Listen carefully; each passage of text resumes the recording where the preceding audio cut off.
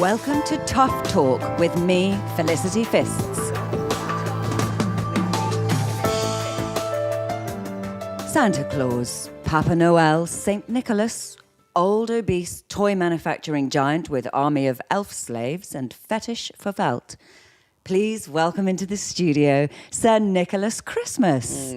Thank you for having me on the show, Felicity. He's making a list and checking it twice. Gonna find out who's naughty or nice. It's the original sorting hat. Well, that's not what the UN Human Rights Council thought, is it? They said probably the most polarizing list in the historical canon of lists. Its division of children into simplistic notions of boy, girl, naughty, nice, believer, non-believer is both cruel and outdated. An insult to any child who identifies as trans, emotionally unstable, or is just plain confused about the existence of chubby men sliding down chimney shafts. Care to comment on that, Sir Nicholas? It's the elves have ears, and I have to listen to them. They're the ones. It's an incentivizer. No one's punished. It's basically they're rewarded. It's rewards and fairies. And that's how it You're works. not answering my specific question at all, being very evasive, if I may say so. Can I bring you around to the question? It's polarizing. There are no in-betweeners. Very polarizing. Well, human beings don't come in these shades of black and white. I'm afraid, though, my dear Felicity, the elves tend to do it. They are wonderfully judgmental creatures. I have to listen to them. Sir Nicholas, you really are avoiding the question. I'm going to have to move you on if you're not going to give me an answer. The Coke connection, you were part of a massive rebranding exercise, were you not, with Coca-Cola America? Oh. Which changed you from a skinny, pale Northern European to the rotund and jolly chuckler we have before us in the studio today. Now, where did this partnership, where was it born? There you have me, Felicity. I have to confess. It was in the summer of 1954 when the elves began to hear it. Santa baby. It was the blue Cadillac, the diamonds. Of course we didn't know what Eartha Kitt was singing. We just took it Eartha seriously. Kitt. Yes. This oft-mentioned relationship between you and Eartha, did this happen to have any bearing on this partnership? I Sir did Nicholas? not spend Christmas with that woman. But she did bankrupt us. They believed her and we had to buy it all. I am absolutely powerless in the face of my elves. Again, you're avoiding the question. And then Kennedy and Khrushchev were going to fight. You must have thought it No, was no, no. the We don't Cuban need to go Missile far Crisis. back. Oh, yes, we do, because it was basically one or the other. And unfortunately, Coca-Cola won the contract. And we have been wedded to them, indentured to them ever since. And It's got very the little Coke, to do with unfortunately, your choosing this. has, alas, Right, my last created question for you. recondity. My last Oh. question, Sir Nicholas. Reindeer abuse. The RSPCA have been called out to Lapland, yes, no fewer than 500 times. Ugh. Your reindeer have been reported as having red, shiny noses and even being capable of flight. Is this some special sort of diet, or is it elaborate genetic engineering? I don't know what venison you're reading there, Felicity, but as my dear friend John Wyndham once said to me, you're going to have trouble with lichen, and he was quite right. And there it was. Lichen? Yes. And it should have been the successor to penicillin. It should have been a universal panacea, but instead, my dear reindeer are Lichen, eating it all. penicillin? And they're flying as high as a kite, and the red noses have come what you expect. Sir Nicholas, Yes. stay on topic, please. Oh, dear. This is a really important question for my listeners. I hate to say it, but you're part of that snowflake generation, and No. You don't want Let to me argue try with to us. bring you around. Are you able to provide us with an you answer? snowflake generation think you have it all. You should go to the North Pole. There's plenty of you there. Except this time, you're rather more useful. Oh, we'll be back with Papa unseasonably cold after this message.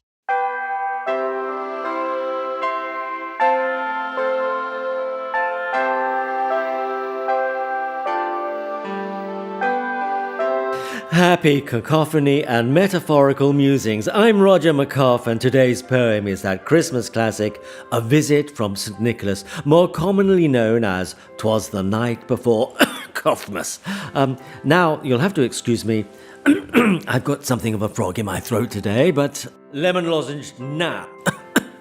'Twas the night before Christmas, when all through the house not a creature was stirring, not even a mouse. The stockings were hung by the chimney with care, in hopes that St. Nicholas soon would be there.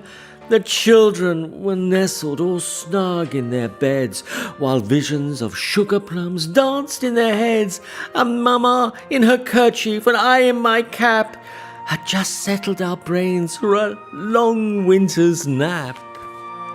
Can someone please get me a glass of water? I shouldn't have had the lobster for lunch, I know. When out on the lawn there arose such a clatter, I sprang from my bed to see what was the matter, when what to my wandering eyes did appear but a miniature sleigh and 8 tiny reindeer. How long is this f***ing poem? With a little old driver so lively and quick, I knew in a moment it must be St. Nick. More rapid than eagles his coursers they came, and he whistled and shouted and called them by name. Now Dasher, now Dancer, now Prancer and Vixen, on Comet, on Cupid, on Donner and Blitzen. God, I hate poetry and children. As I drew in my head and was turning around, down the chimney St. Nicholas came with a bound. He was dressed all in fur from his head to his foot, and his clothes were all tarnished with ashes and soot, and a bundle of toys he flung on his back. He looked like a peddler just opening his pack. What a nasty bit of alliteration. His eyes, how they twinkled. His dimples, how merry. His cheeks were like roses, his nose like a cherry. I'm literally drowning in my own saliva. I could shit a better rhyming scheme. Can one of you f***ing interns please fetch me a tumble of aged whiskey? Yeah. Chubby and plumper. Right old jolly old elf, and blah blah blah in spite of myself, and a wink in his eye, oh God, blah. Blah blah blah blah blah, straight to his work, turned with a jerk, finger, nose, chimney. He read, something about a whistle, blah, blah, blah, down to a thistle. Sorry, Roger, can you try that again with a bit more feeling, please? Roger? God, look, I'm giving you all the feeling I've got, you sound troll. Do you know how long this bloody poem is? Well, yeah, Roger, appreciate that. It's a classic children's poem. We just want a nice... Do you know who you're f***ing talking to? I'm Roger McCoff. I invented poetry, boy. I am poetry. Roger, please, we booked you in. Please, just shut up.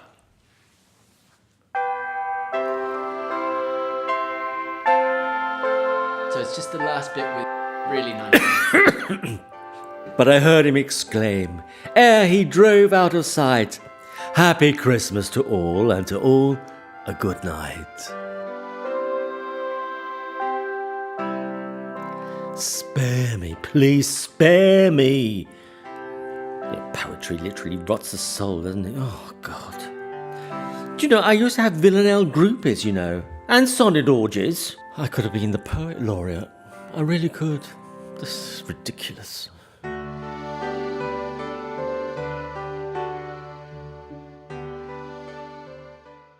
We're back in the studio with Mein Führer Christmas, and joining him in the studio is... Nei vedua dunaden, my gnavnan. Sorry, I haven't yet... Hail and well met at last. I was sent from Rivendell to look for you. Shush, my boy, shush. The enemy is moving. Sauron's forces are massing in the east. Yes, my pet. The enemy is moving. Excuse me, I'm trying to Middle-earth stands upon the brink of destruction. None can escape it. You will unite, or you will fail. What is this? Bring forth the ring, Frodo. There you are, my boy. I see two highly dysfunctional men before me. Men are weak. It is because of men the ring survives. Ah, your name is Jeremy Baxter. You're 24. You work for Deliveroo, and you think you're an elf. Well, Felicity, I identify as an elf. Bet you're not an elf, are you? He identifies as an elf, Felicity. That's all that matters. I don't care what he identifies as. He's a fidgety little man from Mulscombe, not a magical pixie from Middle-earth. That is so heteronormative. Look, what about my inner elf? Seriously, who on earth do you two think you are? This is Aragorn, son of Arathorn. You owe him your allegiance. Sit down, Nicholas. You're an enabler. Aren't I, Elrond? I see what you're doing, Santa. And She it's... sees a great lidless eye wreathed in flame. You're quite a confused little elf, aren't you? You must be very, very lonely.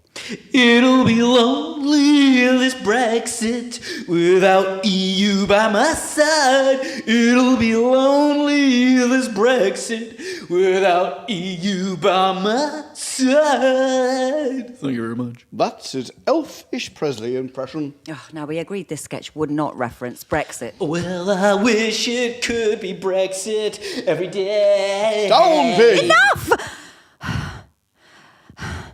We'll be back for the final part of this snowflake sideshow after this brief bit of relief.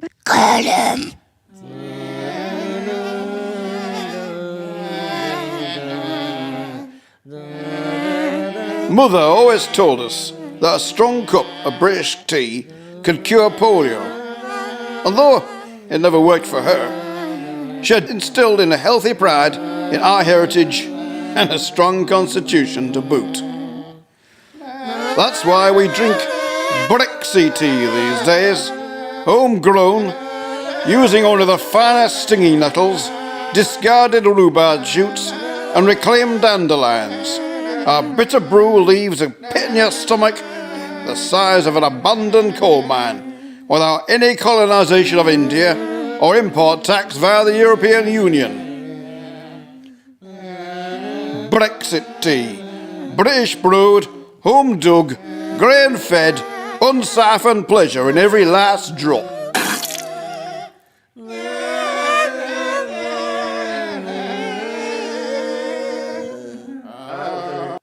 We're back in the studio with Christmas Tit and Mentalist Elf. Welcome back. Ho, ho, ho. Gimli, at your service. Shut up. Nobody tosses a dwarf. Right. Do you like Harry Potter as well? Oh, I love Harry Potter. Well, shut the up, Icarus. I've been trying to do that for 500 years. Right, you. In your 500 odd years of emotionally manipulating children, what exact message are you trying to send? My dear Miss Fists, I know what this is about. What? What's all about? Your animosity towards me and my brethren. Don't avoid the question. What exact message are you trying... You were 16 years old. Why are you suddenly talking like that? You wanted a Ken doll to go with your Barbie. It's true, yes. I identified with Ken. Yes, but you wanted to make Ken and Barbie do strange and scissory things with each other, didn't you? I have no idea what you're talking about. There's a reason my elves have long ears. Long. They listen into everything. Everything. And it all gets back to me. To him. This is preposterous. No, I don't believe in Father Christmas. Or elves. But you identify with them. A more feminine version, yes. And that is why I want you to join me, Felicity. Join us. Join me, and together we can rule the galaxy as husband and wife, and united we will make endless lists, judging each boy and girl, labelling them naughty or nice, and withholding gifts at our whim and want. Well, I have always wanted to go to Lapland. Well, Lapland is right here, baby. You've been listening to Lapping Up Christmas with Pamela Anderson as Felicity Fists, Derek Jacobi as Father Christmas, and Elrond the Elf as Gimli, Legolas, Saruman of many colours, Aragorn, son of Arathorn, Jeremy Baxter from Margate, and himself. Join us tomorrow for an extended version of the exact same thing.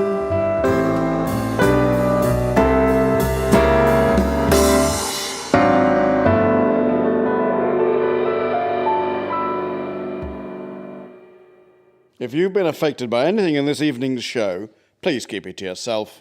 From all of us here in the Shire, watch out for low-flying Nazgul this Christmas. Stay elfy and... Merry Brexit!